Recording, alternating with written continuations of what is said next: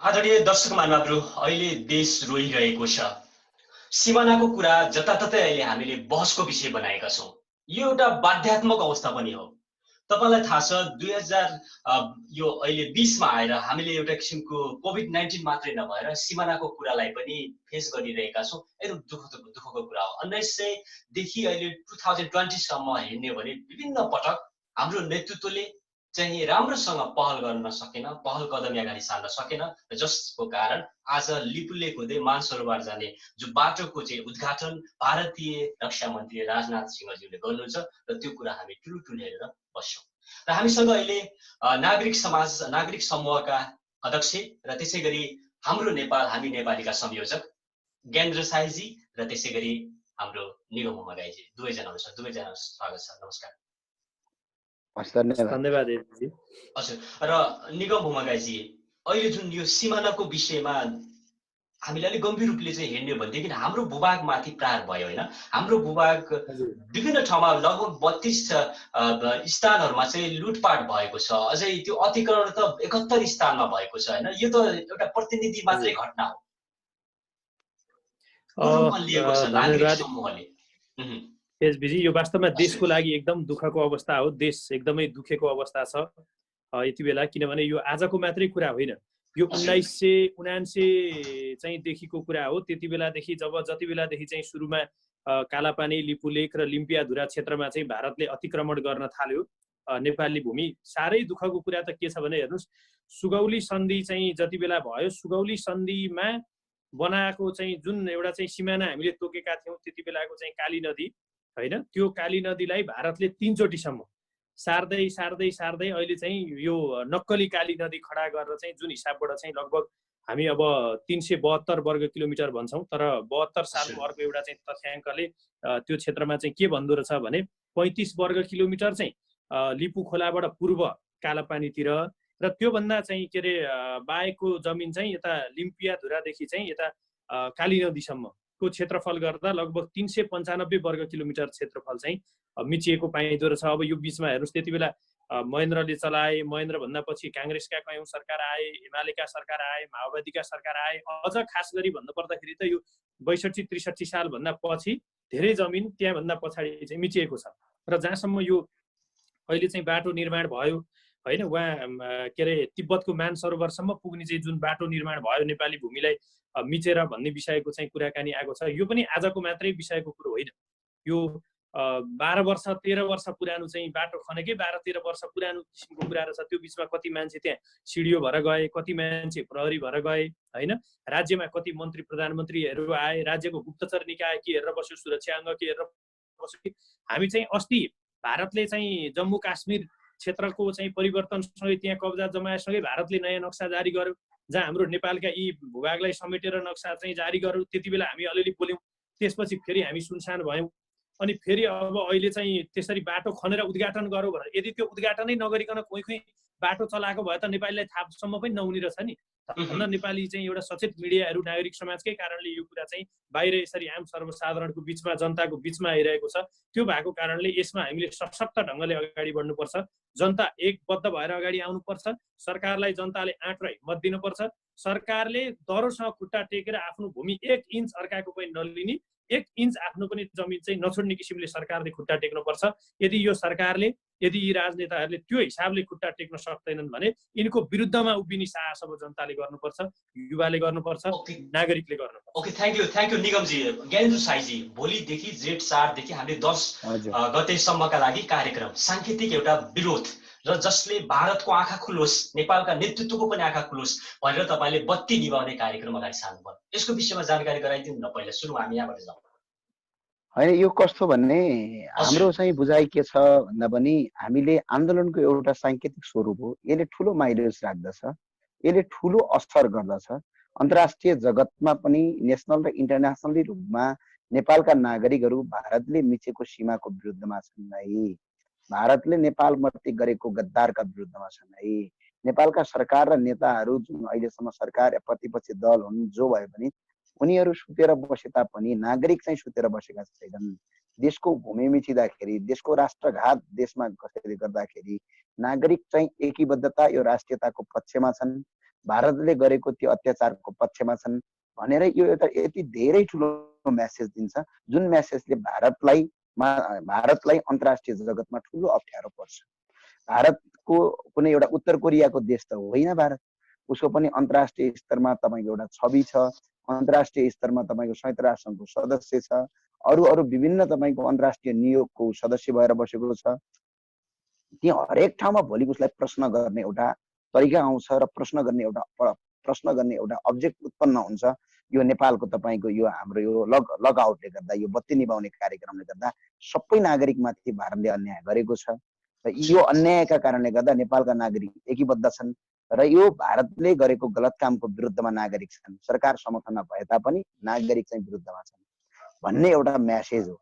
यो मेसेजले भारतमा ठुलो तहल्का मचाउँछ र अन्तर्राष्ट्रिय स्तरमा संयुक्त राष्ट्र सङ्घको सदस्य राष्ट्र भएको नाताले नेपाल पनि संयुक्त राष्ट्र सङ्घको सदस्य राष्ट्र छ र भारत पनि संयुक्त राष्ट्र सङ्घको सदस्य राष्ट्र छ र संयुक्त राष्ट्र सङ्घको सदस्य राष्ट्र भएको उसलाई यो कुरा संयुक्त राष्ट्र सङ्घका प्रत्येक आम सभाहरूमा प्रत्येक मिटिङहरूमा संयुक्त राष्ट्र सङ्घको नेपालको तर्फबाट उठाउन सक्ने एउटा ज्वलन्त उदाहरण बन्छ। ओके, भारतीय मिडियामा अहिले उठेको छ, बहसको विषय बनेको छ अहिले भारतीय मिडियामा, तपाईले हेर्नु भएको छ, जवाफ दिँदैछन्, हिजो मन्त्रीहरूले पनि जवाफ दिइरहेका छन्, हामीले हेरिरहेका छौँ। भारतीय मिडियाहरूमा पनि तपाईँको अहिले यो बारेमा भारतका नागरिकले भारतका सरकारलाई क्वेसन सोधिरहेको अवस्था छ, यस्तो काम किन गर्नुभयो भनेर धेरै नागरिकको, किन नेपाल एउटा मित्र राष्ट्रमा तपाईँहरूको यस्तो व्यवहार किन भनेर केही भारतीयका नागरिकहरूले त्यो कुरा उठाइराखेको अवस्था छ।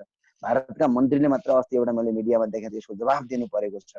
कूटनीतिक हिसाबमा तपाईँको यसको व्यापक छलफल भइरहेको छ, भारतको बीबीसीले सम्म यसलाई प्रचार गरिराखेको छ।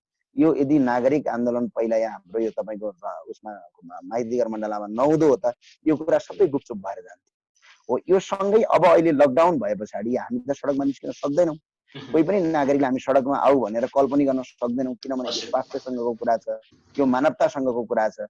तर घरमै बसेर पनि यसलाई विरोध गर्न सकिन्छ, घरमै बसेर पनि यी गलत कामको तपाईँको हामीले विरोध गर्न सकिन्छ भन्ने उदाहरणका लागि, एकीबद्धताका लागि यो सडक आन्दोलन भन्दा ठुलो हुन्छ। नेपाल भरिकै नागरिकले यदि बत्ती बन्द गरिदियो भने सरकार बाध्य भएर घुँडा टेक्छ, यो सबभन्दा ठुलो कुरा हुन्छ। भारत बाध्य भएर अन्तर्गत हुन्छ। ओके, निगम उमागाईजी, तपाईँ नागरिक समूहको एउटा अध्यक्ष पनि हो होइन, र विगतदेखि नै यो सिमानाको विषयमा एकदमै बोल्दै आउनु भएको छ। सिमानामा पर्खाल लगाउनु पर्छ भन्नुभएको छ, कि अब लगाउनु पर्ने प्रेसर अब सिर्जना भएको होइन, यो अन्तर्राष्ट्रियकरण गर्ने कि या पर्खाल लगाउनतिर लाग्ने? होइन, यो सबैभन्दा पहिला हामीले के बुझ्नुपर्छ भने खास गरी सिमानाको क्षेत्र र यही कालापानी अहिलेको जुन क्षेत्र छ त्यही विवादित क्षेत्रबाटै जाउँ। सबैभन्दा पहिला हामीले के कुरो बुझ्नु पर्यो भने त्यो क्षेत्रमा किन भारतले आँखा लाग्यो त होइन भन्दा सबैभन्दा पहिला त्यो क्षेत्र सामरिक महत्त्वको दृष्टिकोणले अत्यन्तै महत्त्वपूर्ण क्षेत्र छ पहिलो नम्बरमा। दोस्रो नम्बरमा भारत चीनको त्यो व्यापारको दृष्टिकोणले गर्दा चाहिँ त्यहाँबाट छोटो मार्ग उनीहरूलाई पर्छ, जुन सन् 2015मा भारत र चीनले नेपालको सहमति बिना नै त्यो के अरे लिपुलेकको बाटो हुँदै व्यापार गर्ने भन्ने उनीहरूले जुन सम्झौता पनि गरे। तेस्रो नम्बरको कुरो चाहिँ जुन महाकाली नदी छ त्यो पानीको राजनीति छ त्यहाँभित्र, किनभने भारतलाई त्यो अत्यावश्यक छ। र हामीले अब के बुझ्नु पर्यो यसको साथसाथमा भने जस्तै अब यो लिपुलेक, कालापानी र लिम्पियाधुराको जुन नागरिक स्तरबाट चाहिँ आवाज उठ्यो, अघि नै ज्ञानेन्द्रजीले पनि भन्नुभयो, व्यापक रूपमा नागरिक स्तरबाट आवाज उठेपछि अहिले भारतीयहरूको पनि होस आवाज उडेको छ। भारतका चाहिँ सेनाध्यक्षले समेत, भारतका चाहिँ सेनाध्यक्ष मनोज मुकुन्द नरवणेले समेत चाहिँ यो नेपालले अरूकै उक्साहटमा यो कुरा गरे हो, त्यो हाम्रै क्षेत्र हो भन्ने किसिमको दाबी चाहिँ उनीहरूले अहिले गरेका छन्। तर यसमा हामीले सबैभन्दा पहिला 3-4वटा तथ्यगत रूपमा हामी के जानु पर्यो भने हामीले सुगौली सन्धिलाई हेर्न सक्छौँ, पहिलो नम्बरको कुरा। दोस्रो नम्बरको कुरा 2015 सालको निर्वाचनमा त्यहाँका जनताले मतदान गरेका छन्। तेस्रो नम्बर कुरा 2018को जनगणनामा भैरव रिसाल जो त्यहाँको चाहिँ त्यति बेलाको तथ्याङ्क विभागको अधिकृत जसले गएर जनगणना गरेर आउनुभयो, उहाँ जीवितै हुनुहुन्छ। त्यहाँका जनताले चाहिँ त्यहाँको आफ्नो जग्गा जमिनको तिरो तिरेका छन्। यावत कुराहरू। अर्को त्यति मात्रै नभएर तपाईँले संयुक्त राष्ट्र सङ्घमा गएर हेर्नुभयो भने संयुक्त राष्ट्र सङ्घको दस्तावेजमा समेत त्यो भूमि नेपालको हो भन्ने कुरा उल्लेख गरेको छ। त्यति मात्रै नभएर स्वयं भारतकै राजपत्रमा समेत ती भूभाग नेपालकै हुन् भन्ने विषयको कुरा उल्लेख गरेका छ भने यहाँभन्दा ठुलो प्रमाण हामीलाई के चाहियो? अब अर्को दोस्रो कुरा, के कारणले यत्रो सबै प्रमाणहरू सारा चिज हुँदा पनि के कारणले गर्दा चाहिँ पटक पटक यस्ता क्षेत्र लगायत विभिन्न क्षेत्रमा हाम्रा नदी नालाहरूमाथि आक्रमण, विभिन्न असमान सन्धि सम्झौताहरू हुने, अपमानपूर्ण चाहिँ व्यवहार गर्ने, नाकाबन्दीहरू लाग्ने, के कारणले यस्तो भएको छ भने अब हामीले पक्कै पनि यसमा चाहिँ हाम्रा राजनेताहरूको कार्यक्षमतामाथि, उहाँहरूको योग्यतामाथि, उहाँहरूको कूटनीतिक तरिकामाथि हामीले प्रश्न चिन्ह उठाउनुपर्छ। अब नागरिक तहबाट दबाब नदिँदा पनि कूटनीतिक पहल भने के हो होइन? कूटनीतिक पहल गर्ने भनेर कागजमा एउटा सही नगरे विज्ञप्ति जारी गरिदिएको भरमा यो जमिन फिर्ता आउँछ? त्यो भएको कारणले कूटनीतिक पहलको पनि सही ढङ्गले अर्थ लाग्नुपर्छ। 1 2 3 4 5 6 यसरी जान्छौँ भन्ने ढङ्गले चाहिँ अगाडि जानुपर्छ। त्यो गर्न सक्यो भने मात्रै हुन्छ। र जहाँसम्म यो पर्खालको विषयको कुरा छ, हेर्नुहोस्, यो सबैभन्दा सजिलो आनन्दको कुरा के भने यसको धेरै फाइदा छ। सिमानामा पर्खाल लाउने कुराको धेरै फाइदा छ। एउटा त हाम्रो भूमि जोगाउनको लागि र यो पटक पटक हुने किचकिच र अतिक्रमणबाट बच्न पर्यो होइन। त्यसपछि मानव तस्करीका कुराहरू छन्, हात हतियारका गुन्डागर्दीका तस्करीका कुरा छन्, त्यहाँबाट पनि दुई देश बिचमा हुने आतंककारी गतिविधिका चाहिँ विषयका कुरा छन्। यी सारा विषयका कुराहरू चाहिँ नियन्त्रणमा लिएर आउनको लागि चाहिँ प्रभावकारी एकदमै ठुलो कोसेढुङ्गा साबित हुन्छ। र यो पर्खाल लाउने भन्ने कुरा चाहिँ कुनै व्यक्तिले, कुनै अभियन्ताले ल्याउने होइन। पहिला दुई देश बसेर अथवा चीनसँग समेत त्रिपक्षीय एउटा समझदारी हुनु पर्यो। सिमाना यहाँदेखि यहाँसम्म मेरो, यहाँदेखि यहाँसम्म तेरो भन्ने चाहिँ त्यसको चाहिँ फाइनल हुनु पर्यो। त्यो फाइनल भएपछि राष्ट्रिय बजेट छुट्टिनु पर्यो। देशको चाहिँ गच्छे अनुसार नपुगेको जनतालाई आह्वान गर्नु पर्यो, हामी श्रमदान दिन तयार छौँ, सकेको आर्थिक सहयोग गर्न तयार छौँ, हामीले के काम गर्नु पर्यो हामी त्यसका लागि तयार छौँ। र त्यस हिसाबबाट चाहिँ सिमानामा पर्खाल लाउने कुरो अविलम्ब सकिन्छ भने ठुलै झ्याप्पको एकदम बलियो दीर्घकालीन समाधान हुने किसिमको पर्खाल लाउँ। सकिन्न भने नि कम्तीमा अहिले भारत र बङ्गलादेशको बोर्डरमा जुन किसिमको चाहिँ त्यो तारबार, बलियो तारबार के पर्खाल भन्नाले त्यो सानो ढल्ने किसिमको होइन, बलियो किसिमको जुन किसिमको पर्खाल छ। अहिले त प्रविधिको जमाना छ नि, कम खर्चमा पनि बलियो बलियो चाहिँ चिज पर्खाल चाहिँ बनाउन सकिन्छ। पर्खाल लगाउन जायज भन्नुभएको छ। ओके, दर्शक महानुभावहरू, तपाईँहरू वेस्ट नेपाल इन्टरनेसनल बिग डिस्कोर्समा हुनुहुन्छ। यो कार्यक्रम जापानको टोकियोबाट प्रसारण भइरहेको छ। हामीसँग दुईजना होनहार पात्र हुनुहुन्छ जो अहिले पछिल्लो समयमा अहोरात्र खटिएर सीमाको पक्षमा हुनुहुन्छ। सीमा मिचिएको छ, भारतले मिचेको छ र भारतीय पक्षले जुन किसिमको दादागिरी गरेको छ त्यसको विरुद्ध नेपाल सरकार र नेपालका नेतृत्वहरूले चाहिँ त्यसको विरुद्ध कुनै पनि जवाब दिन सकेनन् भन्ने किसिमको आरोप छ। र ज्ञानेन्द्र शाहीजी, पोलिटिकल म्यापमा भारतले योभन्दा अगाडि राखेको 2019मा त्यो बेला पनि एकदम ठुलो चाहिँ भयावह र एउटा किसिमको बहसको विषय बन्यो, पछि सेलाउँदै गयो होइन? हामीले त्यो बेला मिस्टेक गर्यौँ? हामीले त्यो बेला फाइनल छिनोफानो गर्नु पर्थ्यो भारतसँग? यो प्रधानमन्त्रीको बदमासी काम हो। ओके, हामीले के भन्यौँ भने प्रधानमन्त्रीले सर्वदलीय मिटिङ राख्नुभयो, भारतसँग कूटनीतिक पहल थाल्छु भनेर विज्ञप्ति पनि जारी गर्नुभयो। उहाँले नक्सा पनि अब आधिकारिक रूपमा हामी निकाल्छौँ भनेर उहाँले गर्नुभयो, तर उहाँले काम गर्नुभयो। यति बदमास हुनुहुन्छ कि मलाई लाग्छ यो झुटको खेती भनेकै अहिलेको प्रधानमन्त्री केपी शर्मा ओलीकै नाम लगेर विश्वभरि झुटको खेती गरे होला जस्तो लाग्ने अवस्था आइसक्यो। देशको प्रधानमन्त्री जस्तो मान्छेले झुटा वादा गर्नुहुन्छ। यो के गर्नुभयो भने त्यतिखेर पनि हाम्रो नागरिक आन्दोलन उठेको थियो नक्साको विषयमा, अनि प्रमाणको हिसाबमा अघि जो उसले हाम्रो निगम सरले भनिहाल्नुभयो त्यति मात्र छैन, स्वयं मसँग पनि छन् त्यसको प्रमाणहरू। नागरिकताको तपाईँको जो गुन्जीको जो गाउँ छ आज, जो नागरिक जो गुन्जी र गर्ज्याङ गुन्जी कुटी भएर जो सडक गएको छ त्यहीँका नागरिकको तपाईँको अहिले पनि मसँग सुरक्षित श्रेष्ठता छ। अहिले दार्चुला नापी कार्यालयबाट हाम्रो टोलीले त्यतिखेर ल्याएर आएको छ। त्यति मात्र होइन, सिमानामा तपाईँको पहिलो पटक तपाईँको 2018-19 साल एकपटक सीमाङ्कन गरिएको छ हजुरको। त्योदेखि 42 सालको बिचमा फेरि तपाईँको आएर यो पहिलाको जङ्गै पिलरलाई सुगौली सन्धिको बिचमा फेरि ती पिलरहरू हाल्नुपर्छ भने 2015 सालको फेरिफेरीमा छ। त्यो फेरिफेरीमा हुँदाखेरि अहिले 92 वर्षका मान्छेसँग हामीले इन्टरभ्यू लिएर आएका छौँ। तपाईँले हेर्न सक्नुहुन्छ 75 वर्ष र 92 वर्षका मान्छेहरू छन्। ती मान्छेहरूलाई तपाईँको जसले पिल्लर गाड्ने एउटा लेबरको काम गर्नुहुन्थ्यो उहाँहरूले के भन्नुहुन्छ भने हामीले पिल्लर हालेको लिम्पियाधुरामा हो भन्नु, जो अहिले पनि यदि हामीलाई बोकेर लानुभयो भने हामी त्यो कहाँनिर पिल्लर हालेछ त्यो देखाउन सक्छौँ भन्नु। यतिसम्म प्रमाण र इभिडेन्स छन्। त्यति मात्र होइन, दार्चुलामा हामी जाँदाखेरि नापी कार्यालयका तपाईँको लामो समय तपाईँको जब दिपायल तपाईँको थियो, जब दिपायल त्यतिखेर तपाईँको बैतडी दिपायल तपाईँको त्यतिखेर प्रशासनिक केन्द्र थियो। त्यो दिपायल प्रशासनिक केन्द्र हुँदाखेरि दार्चुलाबाट अधिकृत भएर खटिनुभएका दार्चुलाको नापी कार्यालयको चिफ भएर लामो समय, त्यति मात्र 33 वर्ष काम गर्नुभएको, 30 देखि 33 वर्ष काम गरेका मान्छेहरूसँग पनि हामीले इन्टरभ्यू लिएर आएका छौँ।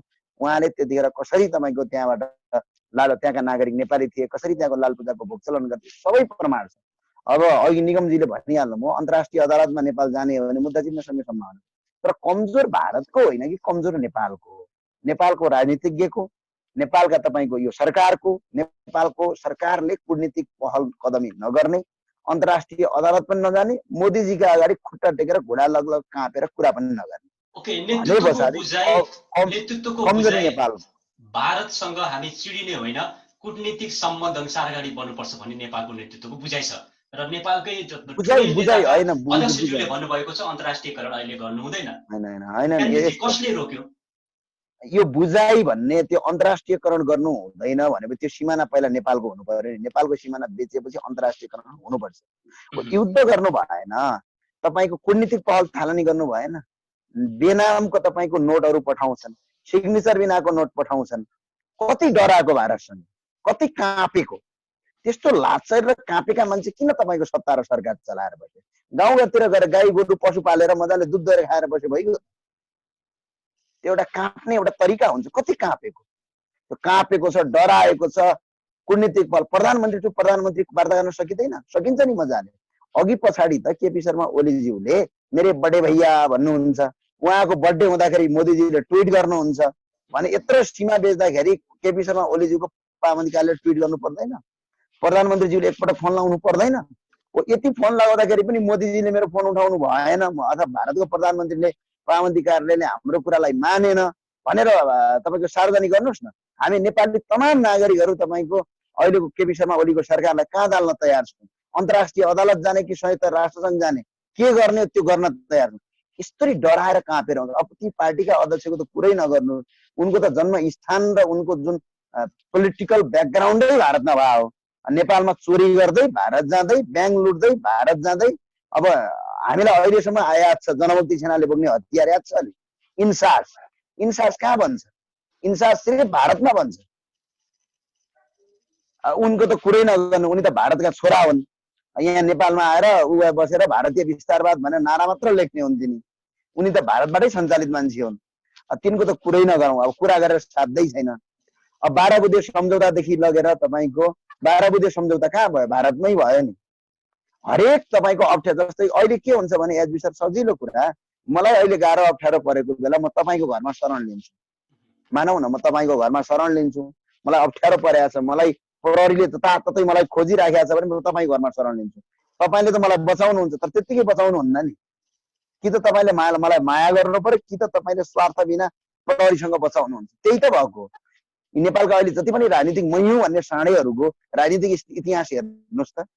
यिनीहरू नेपालमा अपराधी काम गर्ने, हत्या गर्ने, हिंसा गर्ने, चोरी गर्ने, डकैत गर्ने, अनि त्यसलाई पछि राजनीतिक नाम दिने। त्यो अनि गर्ने, अनि भारतमा गएर लुक्ने। अनि भारतले के गर्ने? उनीहरूलाई सुरक्षित राख्ने, सेफ राख्ने। भारत तपाईँको एउटा पाकिस्तानको एउटा सामान्य आतंककारी, पाकिस्तानको या कुनै एउटा अरू कुनै सङ्गठनको सामान्य आतंककारी, एउटा सामान्य एउटा सदस्य भारतको कुनै कुना काप्चामा कहाँ छ भनेर पत्ता लगाएर तपाईँको ल्याएर झुन्ड्याएर मार्छ भारत। त्यति उसको इन्टेलिजेन्स बलियो छ भने अध्यक्ष कमरेड हाम्रा प्रचण्डज्यू भारतमा 12 खम्बा रोडमा, जो नेपाल एम्बेसीको आसपासमै छ, 12 खम्बा रोडमा भारतमा बस्दाखेरि उहाँ त्यतिकै बस्नु भएको। भारतलाई थाहा थिएन? हाम्रो त्यहाँ नीति छ नि। आज पनि भारतमा कोही मान्छे अपराध गरेर नेपाल आयो भने नेपालले उसलाई पक्राउ गरेर भारतलाई बुझाउनुपर्छ। नेपालमा कुनै पनि मान्छेले गलत काम गरेर भारत लुकेको छ भने नेपाल प्रहरीले गरेर डाइरेक्ट पक्रिन पनि सक्छ र त्यहाँको प्रहरीसँग सहकार्य गरेर भारतीय प्रहरीले नेपाललाई बुझाउनु। त्यस्तो किसिमको अहिले प्रचलन छ नि। होइन गरे मेरो यो भनेको मेरो सघ्न दिनु। मेरो कारण के हो भने यी सबै भारतबाट परिचालित छन्। यिनीहरू गर्नै सक्दैनन् भने अब नागरिकले चाहिँ उठाउनुपर्छ आवाज। र यो हामीले मुद्दा जित्छौँ, यो असम्भव भन्ने कुरा होइन, सम्भव छ, प्रमाण छ, इभिडेन्स छ, सबै छ। सिर्फ अहिले केही दिनको दादागिरी हो। नेपालको राजनीतिक सुध्रियो भने भारत आफै घुँडा टेक्छ यो विषय।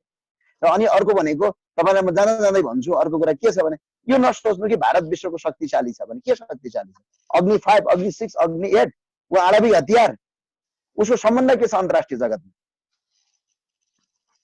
भने? उसको अन्तर्राष्ट्रिय जगतमा सबभन्दा तल्लो स्तरको सम्बन्ध छ भने भोलि यदि भारत र नेपाल बिचमा यदि तपाईँको त्यो टकराव भइदियो भने सबभन्दा ठुलो नोक्सान नेपाललाई होइन कि भारतलाई हुन्छ?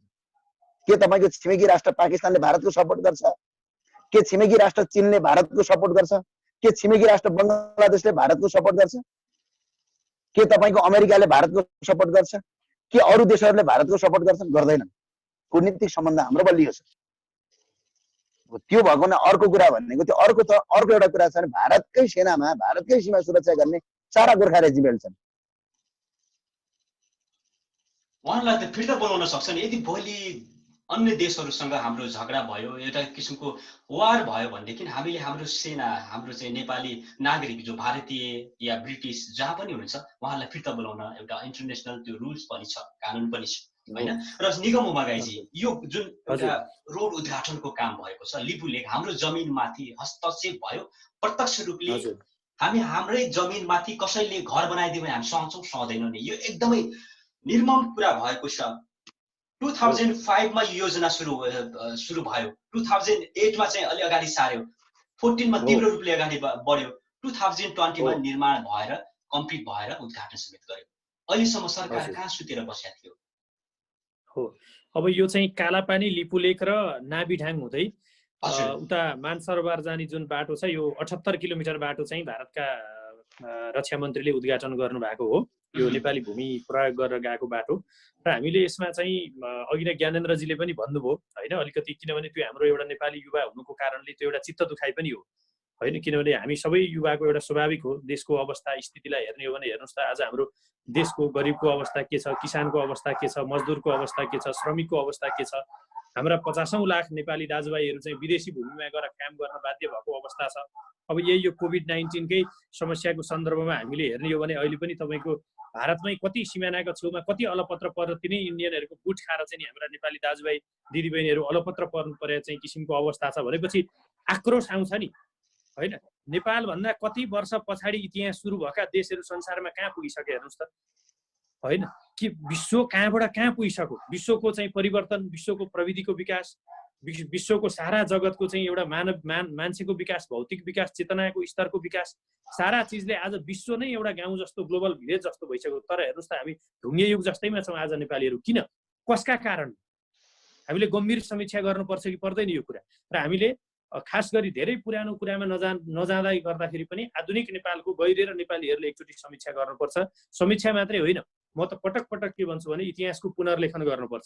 त्यो भनेको के हो भन्दा पृथ्वीनारायण शाहको कालदेखि पछाडिका युग, ती राजाका युग, त्यसपछिका राणाका युग, त्यसपछि 7 सालभन्दा यता आइसकेपछि चाहिँ राजाहरूले टेकओभर गरेर लिएको समय, त्यसपछि काङ्ग्रेसले चलाएको समय, कम्युनिस्टहरूले चलाएको समय, पञ्चहरूले चलाएको समय, यी सबैका व्यक्तिका चाहिँ शासन व्यवस्थाका व्यक्तिको सरकारको चाहिँ एक हिसाब किताब गर्नुपर्छ। र हामीले एउटा अहिले सबैभन्दा ठुलो शासकहरूमा देखिएको कमजोरी के हो भने उहाँहरूले गरेका एउटा दुईटा गल्ती लुकाउनको लागि र आफू राम्रो बन्नको लागि चाहिँ उहाँहरू हजारौं गल्ती दोहोऱ्याइरहनु भएको छ।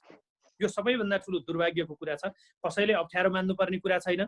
गल्ती जहाँनेरि भएको हो सुध्रिनु पर्यो, गल्ती भएको ठाउँमा फर्किनु पर्यो, त्यो गल्तीको महसुस गर्नु पर्यो र सच्चिनु पर्यो। यदि सच्चिने होइन भने 1 मिनट पनि कुर्सीमा बस्ने र देशमा राजनीति गर्ने उहाँहरूलाई अधिकार छैन। कि सच्चिन पर्यो, ठिक ट्र्याकमा आउनु पर्यो। यदि ठिक ट्र्याकमा आउन नसक्ने हो भने देश बेच्ने अधिकार, देशको अस्मितामाथि खेलवाड गर्ने अधिकार, नेपाली जनताको भविष्यमाथि खेलवाड गर्ने अधिकार कसैलाई पनि छैन। ओके, नीति तथा कार्यक्रम पनि सार्वजनिक भएको छ ज्ञानेन्द्र साईजी। राष्ट्रपतिज्यूले भन्नुभएको छ अब नयाँ नक्सा हुन्छ, सार्वजनिक हुन्छ र हाम्रो सिमाना चाहिँ फिर्ता लिन्छौँ हामी चाहिँ। एचबीजी यस्तो हेर्नुहोस्, अब यसलाई म के भन्छु भने यो न नीति न कार्यक्रम जस्तो हेर्नुहोस्। पहिला प्रधानमन्त्रीज्यूले, सम्मान्य प्रधानमन्त्रीज्यूले प्रश्न बाहिर बोल्नु भएको होइन र कागजमा लेखेर चाहिँ के नक्सा मात्रै प्रिन्ट गरेर जारी गर्ने हो र भूमि ल्याउँछौँ, विदेशी सेना लखेट्छौँ भन्नुभएको होइन। के कार्यान्वयन भयो त यत्रो समय? अब राष्ट्रपति लाजमर्दो नक्सा नभएको नि देश हुन्छ कुनै? कति निरीह छौँ हामी। आफ्नो देशको एउटा नक्सासम्म अहिलेसम्म छैन हेर्नुहोस् त। अब राष्ट्रपतिले संसदमा आएर त्यो सरकारले लेखा पढ्दै नक्सा जारी गर्छौँ भनेर पढ्याएको पछाडि बुरुक बुरुक भएर हामी उब्रेर हुन्छ? तुरुन्त जारी गर्नुपर्छ 24 घण्टाभित्रमा। अहिले भर्खर तत्काल खोइ चाहिँ विशेष विमानद्वारा प्रतिनिधि पठाएको, खोइ अहिले नेपाली सेनासँग छ चाहिँ के अरे त्यो जहाज छ अथवा ऊ हाम्रा निजी प्लेनहरू छन्। अस्ति चाहिँ सामान लिन गयो नि, त्यसै गरी चाहिँ तत्काल फ्लाइट बुक गरेर नेपालको परराष्ट्र मन्त्री, प्रधानमन्त्रीको अथवा कोही प्रधानमन्त्रीको विशेष दूत तत्काल चाहिँ जहाज लिएर जम्मा 1.5 घण्टाको बाटो न हो, 1.5 घण्टा फ्लाइट त हो, तत्काल गएर खोइ वार्ता गर्ने हिम्मत गरे, खोइ त्यो आँट, खोइ त्यो साहस, खोइ प्रधानमन्त्रीले बोल्न आएको, खोइ परराष्ट्र मन्त्रीले बोल्न आएको, खोइ त्यो तहको क्षमता, खोइ। तपाईँलाई अर्को कुरा बताइदिउँ, परराष्ट्र मन्त्रालयमा बोलाएर चाहिँ नि भारतीय राजदूतलाई प्रश्न सोधियो यो सन्दर्भमा भनेर नेपाली मिडियामा, इन्डियाको मिडियामा के आयो थाहा छ? नेपालमा भारतको भूमि कालापानी, लिपुलेक र लिम्पिया धुरा भारतीय भूमिलाई नेपालीले आफ्नो भूमि भनेको कारणले त्यो भूमि हाम्रै हो भन्ने नोट भारतका राजदूतले नेपालको परराष्ट्र मन्त्रीलाई लगेर बुझाउनु भयो भन्ने कुरा भारतको मिडियामा आयो। उल्टो भएको हो बास। उल्टो यतिसम्म निरीह हुने होइन। अनि हामीलाई त साँच्ची भन्दै हो भनेहरू सब यिनका मात्रै के कुरा गर्ने क्या, देश बेच्नेले त बेचिहाले। हामी नै जिउँदै मरेका लास जस्तो भइसक्यौँ क्या अहिले। के नेपाली ज्ञानेन्द्र साईजी नीति तथा कार्यक्रममाथि प्रश्न चिन्ह खडा भएको छ। यो कानुनै नै हुँदैन, यो असम्भव त नबनाऊ। तर नेपालको नीति तथा कार्यक्रम जति पनि सार्वजनिक भएको छन् योभन्दा अगाडि पनि सबै कार्यान्वयन भएको छैन, अहिले पनि कार्यान्वयन भएको छैन। नक्सा सार्वजनिक गर्ने कुरामा के सरकारले तत्काल गर्छ? अहिले होइन, सरकारले यो नक्सा पनि आजसम्म नेपालको नक्सा पनि छैन भन्नु यो लाजो मर्नु होइन र। र अर्को कुरा भनेको नेपाली सेनाको हेलिकप्टरहरू छन्, 1.5 अर्बको त हेलिकप्टर आएको हो त। त्यो हेलिकप्टर के गर्ने, के पशुपतिमा पूजा गर्न राखेर त्यो हेलिकप्टरको यतिखेर तत्काल तपाईँको टोली गठन गराएर पठाउनु पर्छ कि पर्दैन? अघि निगम सरले भने जस्तै कतिसम्म लाग्छ भने यहाँ आएर नेपालका मिडियाहरू पनि उनीकै पार्टीबाट केबाट फन्डबाट चल्छन् केही मिडियाहरू। यहाँ भन्नुहुन्छ यहाँका नेपालका मिडियाले परराष्ट्र मन्त्रीले भारतका राजदूतसँग सातो खाए। एउटामा त मैले लेखेको थिएँ परराष्ट्र मन्त्रीले सातै खाए। तर भारतका सबै मिडियामा के थियो न्युज त्यतिखेर भने कालापानी लिपुलेक ती सबै नेपालको हो भनेर भारतीय राजदूतले, नेपालका लागि भारतीय राजदूतले नेपालका परराष्ट्र मन्त्रीसँग गएर नोट बुझाए भने यतिसम्म गैर जिम्मेवारीपूर्ण भने खिचिक्क दाँत देखाउने, अझ बाहिर आएर प्रधानमन्त्री झुट बोल्ने। नीति तथा कार्यक्रममा कसरी विश्वास गरौँ? 3 वर्ष अगाडि पनि तपाईँको यो झुलङ्गे पुल सक्ने भनेको थिए, त्यतिखेरको नीति तथा कार्यक्रममा थियो। अहिले पनि अझ फेरि झुलङ्गे पुल सक्ने भन्ने रहेछ। झुलङ्गे पुल होइन, त्यो तुइनविहीन बनाउने भनेर सबै ठाउँमा तपाईँको झुलङ्गे पुल हाल्ने। यो कहिले हाल्ने हो भनेपछि एउटा कुरो के छ भने हावाताल र हेजडका तालमा जे पनि बोलिदियो भयो। यथास्थितिमा बुझ्दै नबुझिकन सस्तो लोकप्रियताका लागि बोल्ने जो नेपालको राजनीतिक एउटा प्रणाली भएको छ त्यसबाट नै गलत छु। यो नै गलत छ। अर्को कुरा के छ भने नेताहरूले आफ्नो अलिकति गलत एउटा गल्ती लुकाउनलाई तपाईँको 1000 गल्ती गर्न थाले। यसले गर्दा समस्या भएको छ। अझ हामी जनताको भन्नु न, हजुर नेता त भयो, हामी जनता बिचरा एउटा कालापानी र लिपुलेककोबाट बारेबारमा हामीले एउटा आवाज उठाउँदा पर्दाखेरि यहाँका जनताहरू डाइभर्स छ। कोही यो जातको, कोही यो जातको, कोही हलानो जातको, कोही फलानो जातको। यति डाइभर्स छौँ कि हामी नै युनाइट छैन। हामी नेपाली नागरिकमा युनाइट छैन। नागरिकमा युनाइट नहुँदासम्म तपाईँको सरकारले काम गर्दैन। आज मात्र हामीले यो ब्ल्याकआउट गर्ने कुरा, यो बत्ती बन्द गर्ने कुरा गरेका छौँ एसबीजी। आज हेर्नुहोस् त कोही सामाजिक सञ्जालमा धेरैमा यो बत्ती बन्द गरेर हुन्छ, खुकुरी बोकेर गएर छप्काइहाल्नुपर्छ भन्ने मान्छे भन्छ। त्यति सजिलो छ मुखले बोले जस्तो? एउटा कुरो कुनै पनि व्यवहारिक हुने काम गर्नु पर्यो क्या। कुनै पनि अबको राजनीतिक, अबको नेतृत्व, अबको युवा पीडित भनेको हावातालमा हुनु भएन। कुनै पनि तपाईँको रियल ग्राउन्डमा बसेर गर्नु पर्यो। वास्तवमा हुने काम मात्र गर्नु पर्यो, नहुने काम गर्नु भएन, नहुने कुरा बोल्नु भएन। अब यहाँ यतिसम्म तपाईँको यो छ नेपाली समाज, हामी एउटा राष्ट्रिय मुद्दामा पनि तपाईँ मिल्न सकेका छैनौँ। राष्ट्रिय मुद्दामा पनि हेर्नुहोस् त आपसमा द्वन्द्व छ, अनि देश अगाडि बढ्छ, अनि तपाईँको देश अनि राष्ट्रिय एकता बलियो हुन्छ। पहिला त हामी नागरिक सुध्रिन जरुरी छ। हामी नागरिकको दिमागमा एउटै चेतना आउन जरुरी छ। यही सिमाना, यसरी नै भारतको सिमाना यदि कोही अर्को मुलुकले मिचिदिया भइदिया भए आज नरेन्द्र मोदी तपाईँको सडकमा हुन्थे, अर्को प्रधानमन्त्री चयन भइसक्थ्यो। त्यति सेन्सिटिभ छन् उनीहरू आफ्नो भूमिप्रति। वर्तमान सरकारका खै नेपालमा एपी शर्मा ओलीज्यू डाइरेक्ट भिडियो कन्फरेन्स या भिडियो कल गर्न त सक्नुहुन्छ नि? भिडियो कल पनि चाहिँदैन, उहाँले अडियो कल गरे पनि हुन्छ। त्यति गर्न सक्ने हिम्मत पनि राख्नुहुन्न। विश्वको सबभन्दा लाचार प्रधानमन्त्री भनेकै अहिलेका केपी शर्मा ओली अब देखिए। कति पनि हिम्मत नभएका। मलाई त के लाग्छ भने जीवनको उत्तराधिकारीतिर हुनुहुन्छ उहाँ, सायद अब फेरि पनि प्रधानमन्त्री हुनुहुन्न होला। नेपाली जनताका लागि त्यति मात्र काम गरेर तपाईँको उहाँले गर्दा भइदिया उहाँ विश्वको सबभन्दा ठुलो हिरो हुनुहुन्छ। ओके, निगम उमागाईजी, यो परिस्थितिको सिर्जना भएको छ। अहिले देशभक्त युवाहरू एक ठाउँमा आउनुपर्छ। यहाँ पनि एक किसिमको स्वार्थको राजनीति, स्वार्थ एउटा बोकेर अगाडि बढिरहेको शक्तिहरू पनि छन् होइन, र एउटा पोलिटिक्स पनि देखिन्छ त्यो भित्र। तपाईँको अपोजिसनमा रहेको पार्टीले यो मुद्दालाई ठ्याक्कै क्याचअप गर्ने र बोलिदिने, तर जति बेला उहाँहरू सरकार भन्नुहुन्छ त्यो बेला उहाँहरू पनि खुट्टा कमाउने। अब के गर्ने, कस्तो शक्ति चाहियो नेपाललाई? होइन, म अघि नै चर्चा हामीले गऱ्यौँ नि, जस्तो तपाईँको कस्तो भने अहिले यिनले गरेनन्, यो पार्टीले गरेन मात्रै होइन कि अर्को पनि त्यस्तै हो। किन उसको पनि विगतदेखिको त हामीले हेर्दै आएका छौँ नि त, देखिँदै आएको छ नि त। अब यसको यो सबै कुराको चाहिँ विकल्प भनेको म एउटा विनम्रतापूर्वक आग्रह के गर्छु भने इतिहासमा यति धेरै शक्तिशाली सरकार त अहिलेसम्म देशले पाएको थिएन। होइन, राम्रो काम गर्नलाई कहिले पनि ढिला हुन्न। अहिले तत्काल प्रधानमन्त्रीले चाहिँ नि आफ्ना गल्तीहरू सच्याएर पार्टीहरू सबै सुध्रेर उहाँले चाहिँ एकदम देशको विकासमा समृद्धिमा प्रगतिमा उहाँ अग्रसर हुनुहोस् भन्ने मेरो शुभकामना छ। तर नियत हेर्दा काम गराइ हेर्दा उहाँहरू कोही पनि, उहाँहरू मात्रै नभएर यहाँभन्दा अगाडिका पुराना पार्टीका नेताहरू कसैको पनि सुध्रिने छाँट छनक देखिन्न। किनभने सबैले खाएका छन्, विभिन्न गल्ती गरेका छन्, देशलाई डुबाएका छन्। त्यो डुबाइसकेपछि के भने यी सबैजना मिलेनन् र यिनलाई के छ भने हामीले ढाकिराखेनौँ र नयाँ केही चिज निक्ल्यो भने हामीलाई सिद्ध्याउँछन्, हाम्रो चाहिँ भविष्य, राजनीतिक भविष्य बर्बाद हुन्छ, हामीले गरेका गल्तीको पर्दाफास हुन्छ भन्ने डरले गर्दाखेरि चाहिँ उहाँहरूले जबरजस्ती एउटा चाहिँ त्यो लाद्न खोज्नु भएको एउटा देखिन्छ। अर्को दोस्रो कुरा चाहिँ उहाँहरूलाई मात्रै किन दोष दिने? हामी जनता पनि मूर्ख छौँ, हामी आफूलाई पढ्या बुझ्या भन्छौँ, हामी सक्षम भएका भन्छौँ, हामी देशलाई माया गर्ने भन्छौँ। तर हेर्नुहोस् त, हामी राष्ट्रियताको सवालमा समेत हामी एक ठाउँमा आउन सक्दैनौँ, हामी विकास र समृद्धिको सवालमा समेत हामी एक ठाउँमा आउन सकेका छैनौँ। आफ्ना पार्टी भनेको छ, आफ्ना नेता भनेको छ, आफ्नो गुट भनेको छ, आफ्नो झुन्ड भनेको छ। सबैभन्दा पहिला त आम नेपाली जनता पनि यो गुट उपगुट र यो झुन्डबाट चाहिँ मुक्त भएर माथि आउनु पर्यो, पहिलो नम्बरको कुरा। अनि दोस्रो नम्बरको कुरा चाहिँ यसको समाधान भनेको चाहिँ अहिलेको देशको समग्र परिस्थितिले नयाँ शक्ति खोजेको मैले महसुस गरेको छु। त्यो नयाँ शक्ति भनेको कस्तो भने हेर्नुहोस्, अब नयाँ शक्ति भनेको त राणा गए, काङ्ग्रेसहरू आए, फेरि राजाहरू आए, फेरि एमालेहरू आए, फेरि माओवादीहरू आए, होइन, राप्रपाहरू आए भनेको नयाँ शक्ति भनेको व्यक्ति परिवर्तन गर्दैमा र मुहार परिवर्तन हुँदैमा, चेहरा परिवर्तन हुँदैमा त्यो नयाँ शक्ति हुने पनि होइन रहेछ कि। हामीले यो कुरो बुझ्नु पर्यो।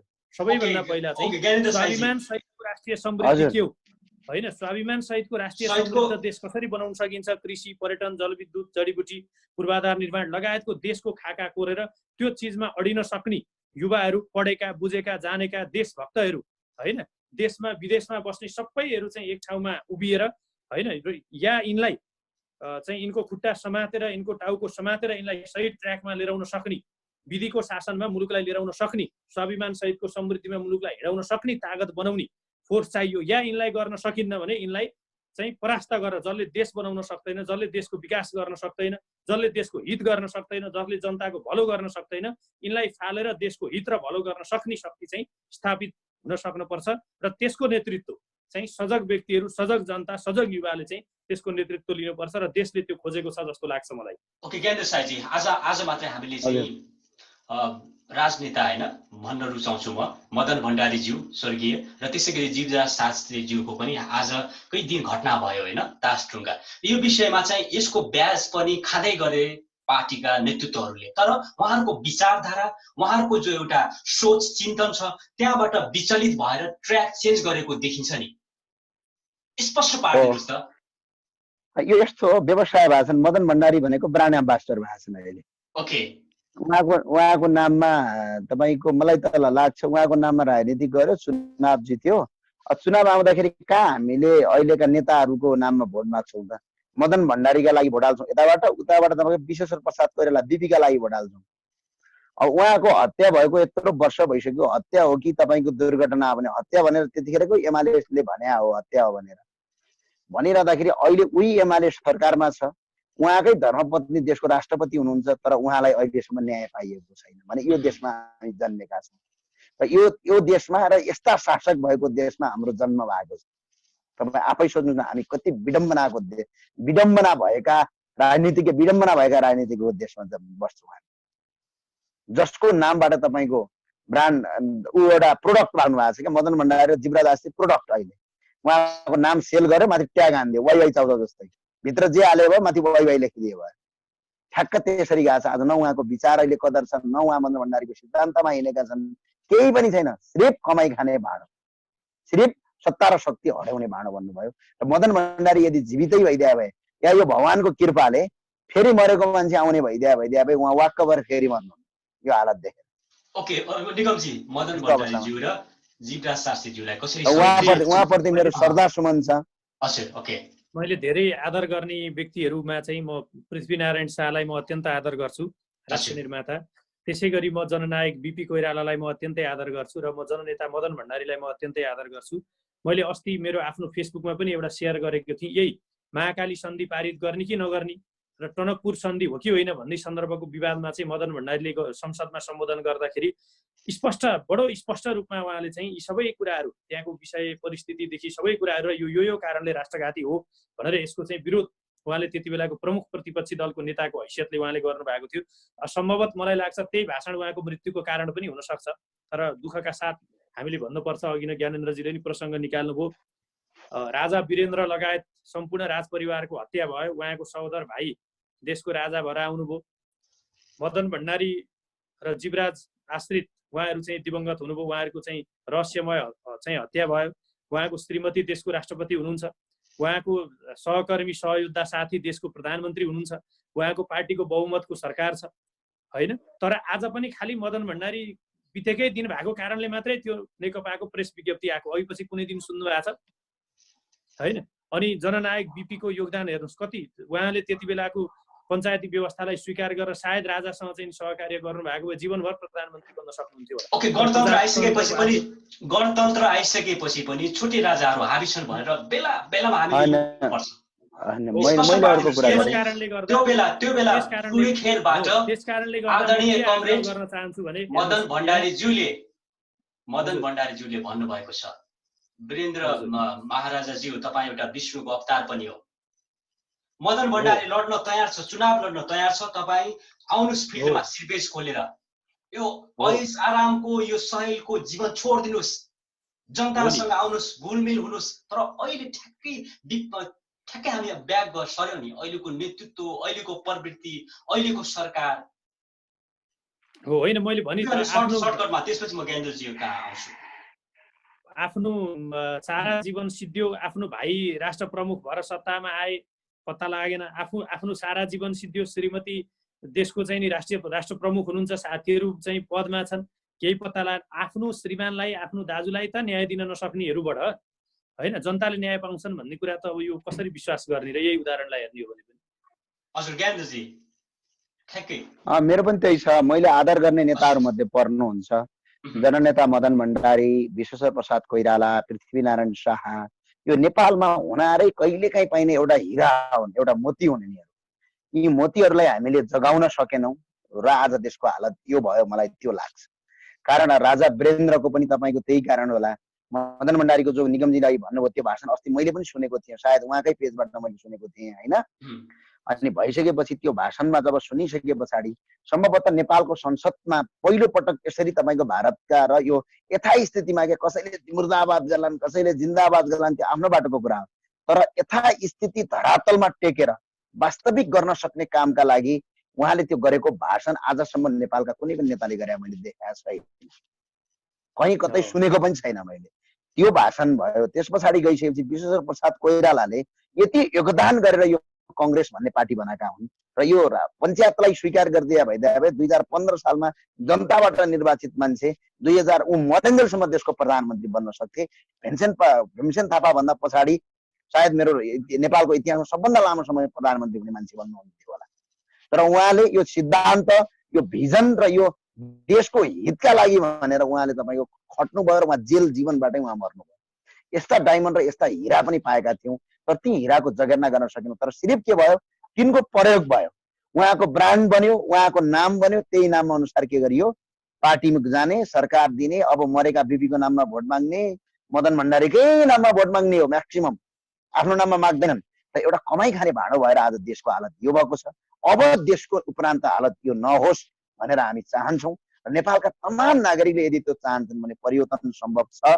हाम्रा छोटे राजा महाराजा धिराजहरू हुनुहुन्छ अहिले गाउँ गाउँमा। मदन भण्डारी र विश्वेश्वर प्रसाद कोइरालाको योगदानबाट आज छोटे राजाहरू जन्मिएका छन्। उहाँहरूको जुन योगदान छ, उहाँहरूको तपाईँको नेपालका सबै नागरिकहरू एकजुट हुने हो भने हामी राष्ट्रियतालाई पनि बलियो बनाउन सक्छौँ, हामी देशलाई समृद्ध पनि बनाउन सक्छौँ, देशलाई स्वावलम्बन पनि बनाउन सक्छौँ, हजारौँ होइन करोडौँ रोजगारी नेपालमा सिर्जना गर्न सक्छौँ, स्वास्थ्य शिक्षा जस्ता चिजहरू सजिलै हामी यसलाई पार लगाउन सक्छौँ। तर यसका लागि सबैको सोच के हुनु पर्यो, एउटै हुनु पर्यो।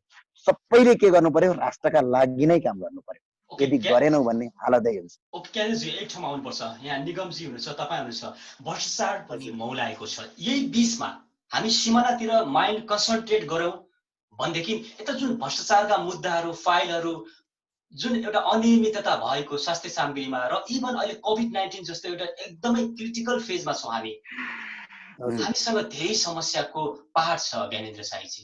तर हजुर हजुर हजुर नेतृत्व गर्ने लिडर अलिकति चनाखो हुनुपर्ने हो कि होइन? अलि जनप्रेम हो जनताप्रति चनाखो हुनुपर्ने। अब उत्तरदायित्व भएको तपाईँको नेतृत्व हुनुपर्ने हो हो कि होइन? अब यहाँ सुन्नु है, ओके अब यसो भनिरहँदाखेरि तपाईँले मेरो जीवनलाई पनि पछिल्लो पटक लिन सक्नुहुन्छ। निगम सर र मेरो भेट भएको 1 वर्ष भयो होइन सर? हजुर हजुर भयो। करिब 1 वर्षको अन्तरालमा म 5 पटक पक्राउ परेँ।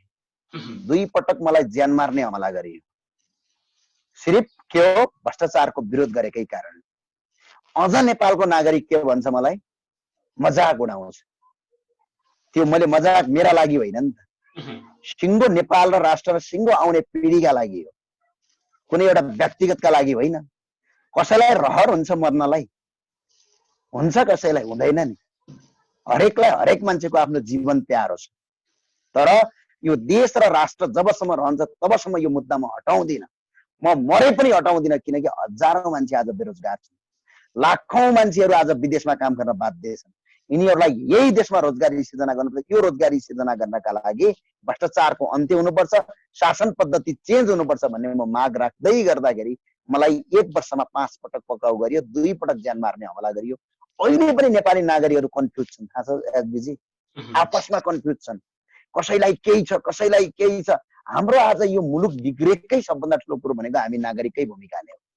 यहाँ हामी यति डाइभर्सिफाइड हुन्छौँ कि यति डाइभर्सि इङ्ग्लिसमा मैले भने यतिसम्म हामी तपाईँको विकेन्द्रित हुन्छौँ कि तपाईँको कुरै छोडिदिनुहोस्। एउटाको कुरो एउटा मतलब सत्य बाटो के हो, यथार्थ के हो, मुलुकले चाहेको के हो, हामीले गर्न खोजेको के हो, त्यो कुराको एउटा कन्क्लुडमै आउन सक्दैन नेपाली।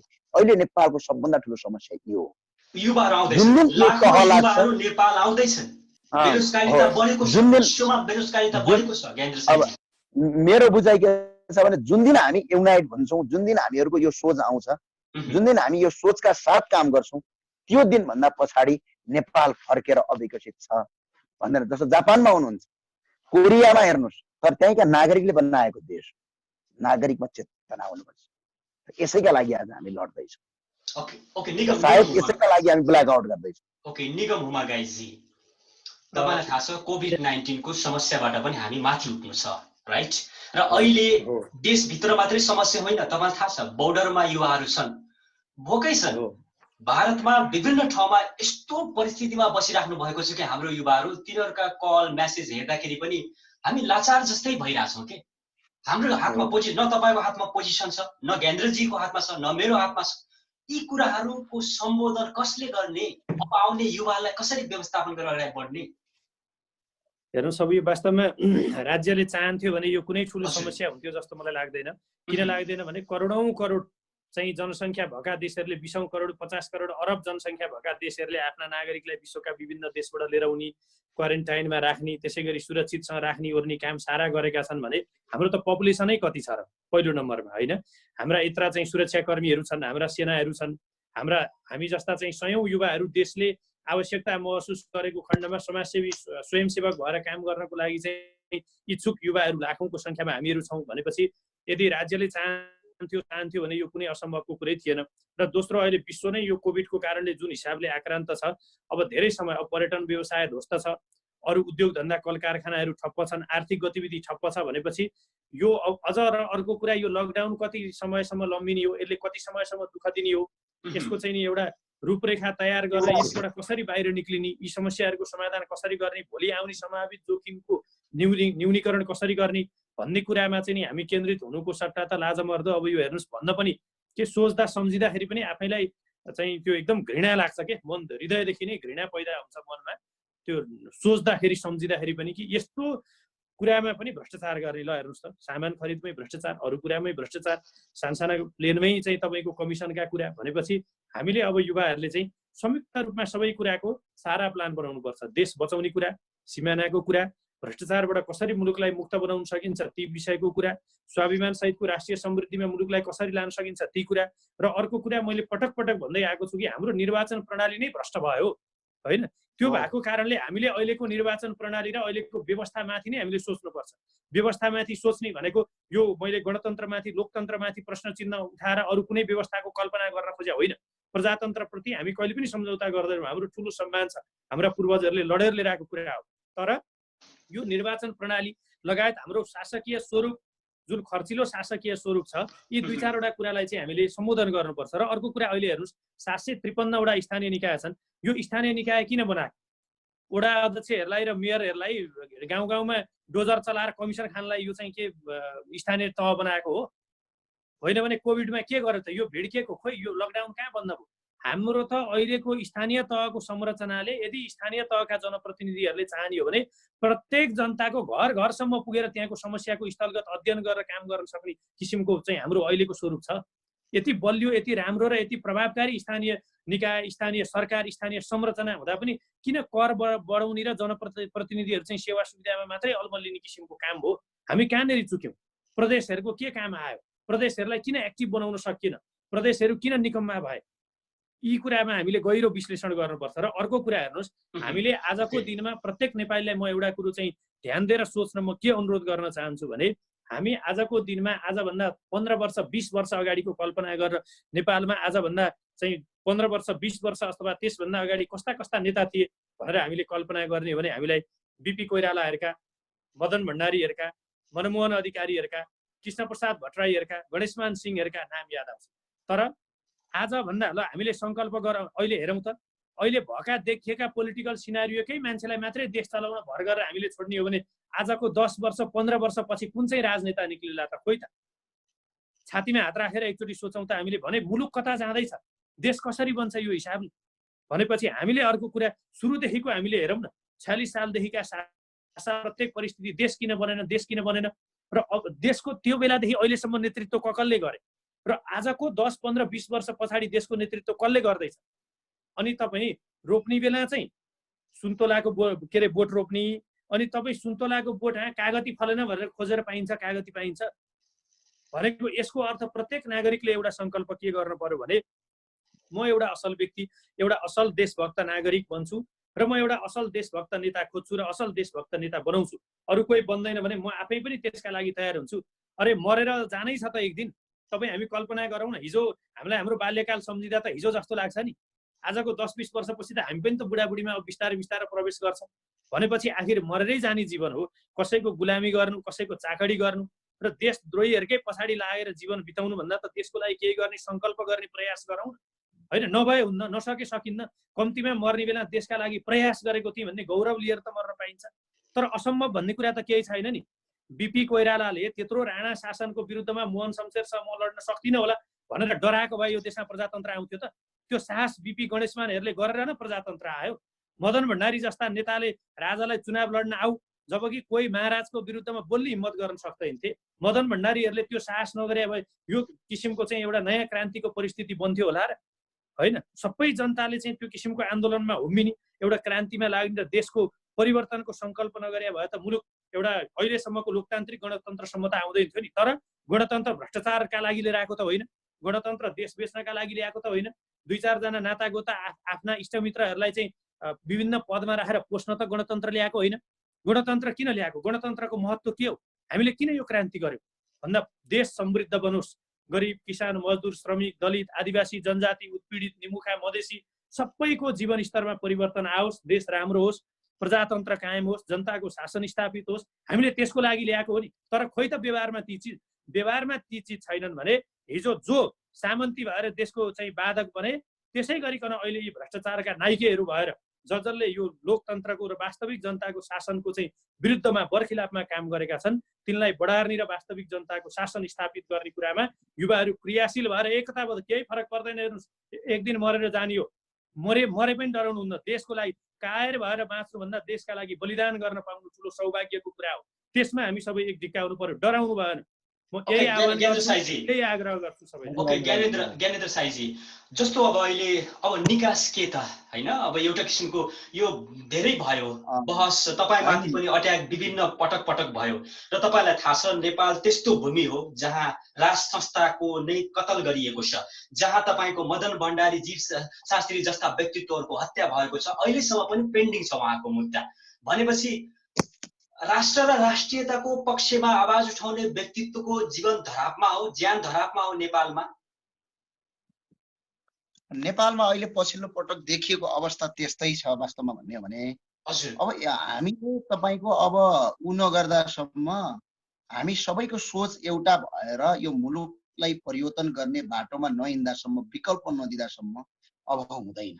राजनीतिमा किन यो अत्याचार भयो, हेर्नुहोस् यति अत्याचार भयो, न रोजगारी छ, न स्वास्थ्य छ, न शिक्षा छ, न राष्ट्रियता छ भने हामी मुलुकका प्रत्येक युवाहरूले एउटा कुरा सोच्ने बेला आएको छ।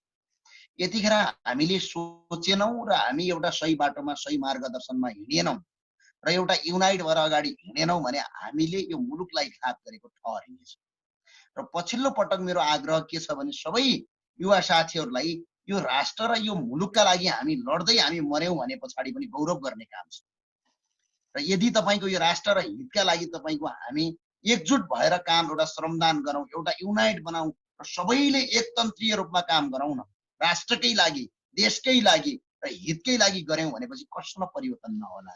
100% परिवर्तन हुन्छ, 100% राष्ट्रियता जग्छ, 100% हामीले रोजगारी सिर्जना गर्न सक्छौँ, 100% हामीले खोजेको नेपाल बनाउन सक्छौँ। यसका लागि हामीहरूको सोच एउटै हुन पर्यो, हाम्रो विचार एउटै हुन पर्यो, अहिलेको शासकीय स्वरूपहरूमा परिवर्तन हुन पर्यो। अहिलेको जुन विधिको शासन छैन यसलाई परिवर्तन गर्न पर्यो। यो विधिको शासन नै छैन, विधिको शासन लागू हुन पर्यो। निर्वाचन प्रणालीमा तपाईँको व्यापक परिवर्तन हुन पर्यो, राजनीतिक नियुक्तिहरू अन्त्य हुन पर्यो। यसका लागि युवामा युनाइट हुन पर्यो। आज रोजगारी कुराहरू युवाले नै गर्ने, आज तपाईँको राजनीतिज्ञमा पनि अब युवाहरू आउनु पर्यो। 70-80 वर्षका मान्छेले देशको राजनीति गर्न हुँदैन भने युवा नेतृत्व अगाडि आउनु पर्यो। र राष्ट्रघातका पछाडि आज पनि तपाईँको दौडिएर हिँड्नुहुन्छ भने आज एउटा सानो व्यक्तिगत फाइदाका लागि सिङ्गो एउटा राष्ट्रघातीका पछाडि दौडिनु यदि युवाको त्यो मानसिकता यदि युवामा छ भने अब त्यो त्याग दिनुहोस्। किनभने यो राष्ट्रघातका पछाडि दौडिँदाखेरि कहिले पनि अब जस आउँदैन। कुनै न कुनै दिन तपाईँहरू यो मुद्दामा फस्नुहुन्छ, कुनै न कुनै दिन तपाईँहरू यो मुद्दामा हार्नुहुन्छ। राष्ट्रघातीहरूलाई विश्वको कुनै पनि देशमा तपाईँको उनीहरूलाई चयनसँग पक्रिने अधिकार छैन। यसका लागि युवाको नेतृत्व, विकल्प र शासकीय स्वरूपको केही परिवर्तन र साथसाथमा हामीले व्यवस्था सँगसँगै भाषण मात्र होइन अब काम गर्नु पर्यो क्या। काम सँगसँगै हामीले विभिन्न किसिमको जुन भाषण सँगसँगै अभियान सँगसँगै, अभियानलाई पार्टी भन्नुहोस् अभियान भन्नुहोस् फरक पर्दैन यसलाई। किनभने पार्टीले गर्ने कामभन्दा बढी यो अभियानहरूले देख्नु भएको छ। कोही मान्छे भोकमनीमा पढो यही अभियानका मान्छेहरू दौडेका छन्, यही अभियानकर्ताहरू नै दौडेका छन्। काहीँ राष्ट्रघाती मुद्दा भयो अभियन्ताहरू नै दौडेर सरकारलाई तपाईँको खबरदारी गरेका छन्, सरकारलाई प्रमाण जुटाइदिएका छन्। तपाईँको काहीँ भ्रष्टाचार भयो अभियन्ताहरूले नै मुद्दा दर्ता गरेका छन्, अभियन्ताहरूले नै भ्रष्टाचारको पर्दाफास गरेका छन् भने अभियन्ताहरूले वास्तवमा के भएको छ भने राजनीतिज्ञले गर्नुभन्दा बढी काम गरिएको अवस्था छ। त्यसले भने अब युनाइट भएर सबै एक भएर विकल्प खोज्नुभन्दा अर्को विकल्प छैन। ओके, विकल्प युवाहरू लगभग तत्काल ज्ञानेन्द्रजी युवाहरू ठुलो जमात नेपाल आउँदैछन्। अब नेपालमा पहिलेदेखि नै तपाईँलाई थाहा छ युवाहरू बेरोजगार छन् हैन, उहाँहरूलाई हामीले एड्रेस गर्न सकिरहेका छैनौँ। हाम्रो सरकार त्यतातिर असफल देखिएको छ र अब शक्तिको बनाएर अगाडि जानुपर्छ भन्दै गर्दा राजनीतिमा आउनुस् भन्ने किसिमको तपाईँमाथि पनि एउटा प्रेसर र विभिन्न ठाउँबाट त्यस्तो एउटा भनौँ न नेपालको वस्तुस्थिति र त्यहाँको वातावरण र अहिलेको माग भनौँ वर्तमान मागले त्यस्तो किसिमको परिस्थितिको सिर्जना गरिदेला कि भन्ने पनि यहाँ देखिँदैछ। के छ राजनीतिमा आउनुपर्छ र को आउनुपर्छ र कसरी अगाडि बढ्नुपर्छ? मेरो बुझाइ के छ भने राजनीतिक कुनै पनि विश्वको कुनै पनि देश बनाउने पनि राजनीतिज्ञले नै हो, बिगार्ने पनि राजनीतिज्ञले नै हो। ओके, यो कुरा ध्रुव सत्य कुरा हो र यो युनिभर्सल ट्रुथ कुरा हो, ध्रुव सत्य कुरा हो। यो राजनीतिकले नै देश बनाउने हो, राजनीतिले नै मुलुक बिगार्ने। तर अहिले हामीहरूको भनाइ के छ भने यिनीहरू सुध्रियुन्, यिनीहरू सुधारियुन्, यिनीहरूको चेतना आओस् र अझै पनि तपाईँको 2/3 सरकार छ। यति बलियो सरकार नेपालको इतिहासमै पहिलो पटक पाएको छ। यो 2/3 सरकारले यदि राम्रा काम गर्न खोज्यो भने यसलाई रोक्न सक्ने हिम्मत र दम कसैको पनि छैन। र यिनीहरू सुधारिएर काम गरून्। यदि सुधारिएर काम गरेनन् भने हामीले विकल्प खोज्न हामीले होइन नेपालका नागरिक बाध्य हुन्छन्। नागरिक बाध्य भयो भने जहिले असरी तहले समाजमा काम गरिरहेका विभिन्न क्षेत्रमा काम गरिरहेका मान्छेहरू छन् र यी मान्छेहरूले नै तपाईँको एउटा साथ र समर्थन गर्दै अगाडि बढ्नेछन्। केही नयाँ मान्छेहरू आउनेछन् र नेपालका नागरिकको हातमा छ नागरिकले के गर्ने, नागरिकले राख्ने कि नागरिकले फाल्ने कि नागरिकले तपाईँको यिनीहरूलाई प्रकाशित गर्ने कि यिनीहरूलाई साथ र समर्थन गर्ने सिर्फ अधिकार नेपालका नागरिकमा छ। यो प्रजातन्त्रमा सबभन्दा ठुलो कुरा लोकतन्त्रमा भनेकै नागरिक भनेको सर्वशक्तिमान हुन्छ र त्यो नागरिकले जुन निर्णय गर्छ त्यो निर्णय मान्न हामी तयार छौँ। र अर्को कुरा के रहन्छ पछिल्लो पटकको कुरामा हामीले रोजगारी सिर्जना गर्नुपर्छ। हामीले एजीका सेक्टरमा गर्नु पर्यो। टुरिज्म सेक्टर अब अफलाइनमा छ किनभने विदेशबाट टुरिस्टहरू ज्यादा आउँदैन। अब एग्रिकल्चर र हाइड्रोलाई कसरी अगाडि बढाउने यसको व्यापक रोडम्याप बन्नुपर्छ। ठुलो एउटा तपाईँको यसको आएर ब्लू प्रिन्ट बन्नुपर्छ र त्यही अनुसार युवाहरूले काम गर्नुपर्छ र सरकारले पनि त्यही अनुसार साथ र समर्थन गर्नुपर्छ। बल्ल मुलुक परिवर्तन हुन्छ। ओके निगम होमगाईजी, देशको सिमानाको रक्षा गर्नु सँगसँगै र छिमेकी राष्ट्रहरूसँग पनि हामीले कूटनीतिक सम्बन्ध पनि राम्रो बनाउनु पर्ने आवश्यक त्यस्तो किसिमको एउटा परिस्थिति छ हैन, बनाउनु पर्ने पनि छ। र त्यसै गरी विश्व राजनीतिलाई पनि अलिकति नजिकबाट निहालेर अब देशमा एउटा किसिमको उथल पुथलै ल्याउने र समृद्धिको दिशातिर देशलाई डोर्याउने शक्तिको खाँचो भएको हो। पक्का मैले त मेरो पहिला सुरुदेखिका मेरो प्रत्येक अन्तर्वार्ताहरू मेरो वक्तव्यहरूमा पनि मैले भनेकै छु कुनै अप्ठ्यारो मान्नुपर्ने कुरो छैन र देश परिवर्तन गर्ने र देश बनाउने भनेको राजनीतिले हेर्नुहोस् प्रत्येक नीतिहरूको नीति राजनीति हो। र म त के अपिल गर्न चाहन्छु सबै साथीहरूलाई भने म त व्यक्तिगत रूपमा पनि म सोचिरहेको छु म त राजनीति नै गर्ने हो, मेरो एकदम क्लियर छ यसमा हैन। तर मेरो अनुरोध के छ, मेरो आग्रह के छ भने म सबै साथीहरूलाई जस्तो हाम्रो चाहिँ रवि लामिछाने हुनुभयो, सीताराम कटेल हुनुभयो, हाम्रो ज्ञानेन्द्रजी हुनुभयो हैन, अरू थुप्रै अब मैले अहिले यो नाम लिएर सकिन्न, थुप्रै राम्रा व्यक्तिहरू हुनुहुन्छ। भनौँ न हाम्रो महावीर पुनहरू नै हुनुहुन्छ, हाम्रो चाहिँ अब उज्यालो नेपालका अभियन्ता कुलमान चाहिँ घिसिङ नै हुनुहुन्छ, थुप्रै जति राम्रा व्यक्तिहरू हुनुहुन्छ हैन। म के अपिल गर्न चाहन्छु भने तपाईहरू सबै राजनीतिमा आउनुपर्छ। सकिन्छ पहिलो प्रयास सबै राम्रा साथीहरू, राम्रा अग्रजहरू, राम्रा दाइ दिदीहरू सबैजना मिलेर एक ठाउँमा आएर एउटा नयाँ शक्तिको चाहिँ सिर्जना होस् हैन। अथवा दोस्रो कुरा के हो भने नेपाली कांग्रेसको र नेपाल कम्युनिस्ट पार्टीकै इतिहासलाई हेर्ने हो भने पनि बडो गौरवपूर्ण इतिहास बोकेका पार्टीहरू हैन। नेपाली कांग्रेसको इतिहासलाई हेर्ने हो भने पुरानो पार्टी हैन, गौरवपूर्ण राणा शासनको अन्त्य गर्न जान्ने या राणा शासनको अन्त्य गरेर स्थापित हुँदै आएको एउटा गौरवपूर्ण पार्टी हो। नेपाल कम्युनिस्ट पार्टीको कुरा गर्ने हो भने गरिबका, किसानका, मजदुरका कुरा गरेर हैन, सर्वहाराका कुरा गरेर उदाएको पार्टी हो भनेपछि ती पार्टीका दलाललाई लखेट्नु पर्यो, ती पार्टीका तस्करहरूलाई लखेट्नु पर्यो, त्यो पार्टीको सदस्यता लिएर त्यसको आवरणमा सांसद मन्त्री बनेर अपराधिक क्रियाकलापबाट छोपिने लुकिनीहरूलाई लखेट्नु पर्यो, त्यो पार्टीको नाममा त्यो पार्टीलाई भजाएर प्रयोग गरेर पदमा पुगेर अरबौं लुट्ने, कुम्ल्याउने र देश बेच्ने देशद्रोही र भ्रष्टहरूलाई लखेट्नु पर्यो। र त्यहाँभित्र पनि हुनुहुन्छ नि थुप्रै लाखौंको संख्यामा चाहिँ सच्चा इमान्दार देशभक्त कार्यकर्ताहरू हुनुहुन्छ। सच्चा इमान्दार र देशभक्तहरूले पार्टी कब्जा गर्नु पर्यो, फटाहरूलाई लखेट्नु पर्यो। एक दोस्रो कुरा, यदि त्यो साहस र त्यो हिम्मत त्यहाँभित्र भएको केही हजार पार्टीका कार्यकर्ताहरूले राख्नुहुन्न भने त आजको दिनमा नेपाली कांग्रेसमा, नेकपामा अथवा कुनै पनि पार्टीमा हेर्ने हो भने त एकदम क्रियाशील सदस्यता कति होलान् र सङ्गठित सदस्यता 2-3 लाख 4-5 लाख न होलान् हैन। अनि 4-5 लाख कार्यकर्तालाई प्रयोग गरेर 200-400 आसेपासेलाई चाहिँ ठाउँ दिएर 3 करोड माथि रजाइ गर्न पाइन्छ, 3 करोडलाई खेद्न ढाक्न पाइन्छ।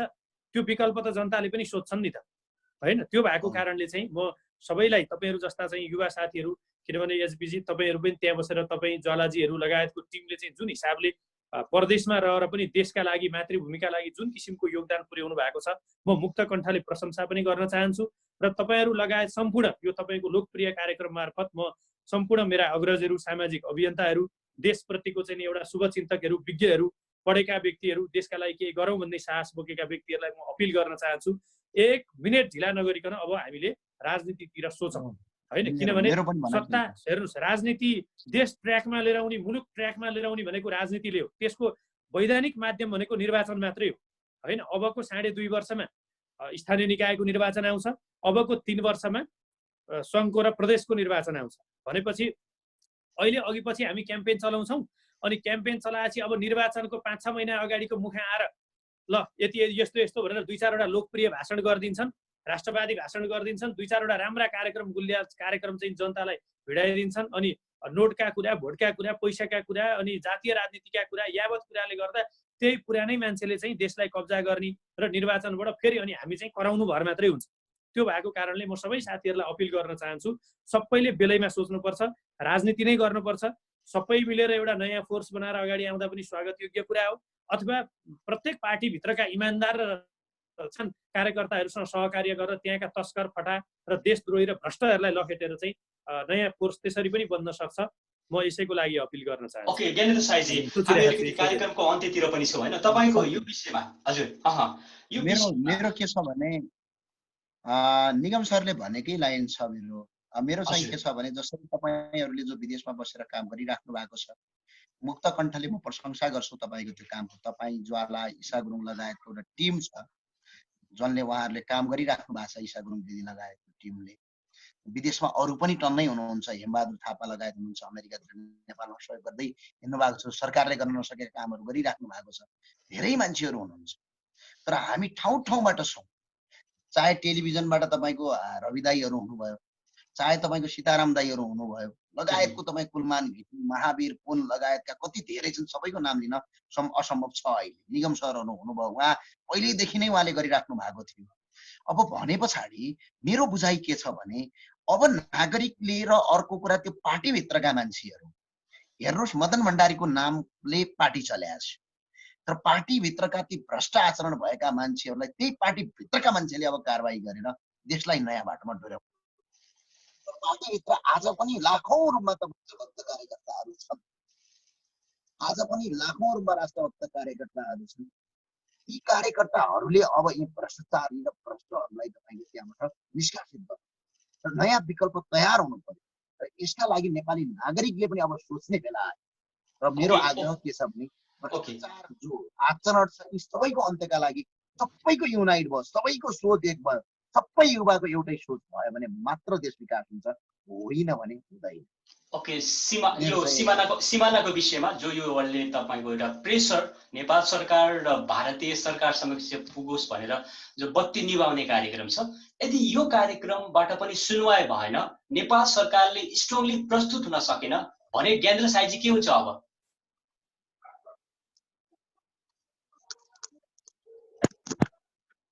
दर्शक महानुभावहरू, हामीसँग अहिले ज्ञानेन्द्र साईजी त्यसै गरी निगम हुमागाईजी हुनुहुन्छ र यो इन्टरनेसनल बिग डिस्कोर्स जापानको टोकियोबाट प्रसारण भइरहेको छ। ज्ञानेन्द्र साईजी जाँदा जाँदै बताइदिनुहोस्, यदि यो बत्ती निभाउने कार्यक्रम सँगसँगै नेपाल सरकार र भारत सरकारले हाम्रो सिमानाको विषयमा गम्भीर हुन सकेन भने के हुन्छ? नेपाली जनताले के गर्छ? यसका लागि नेपाली नागरिकले सोच्ने बेला आएको छ।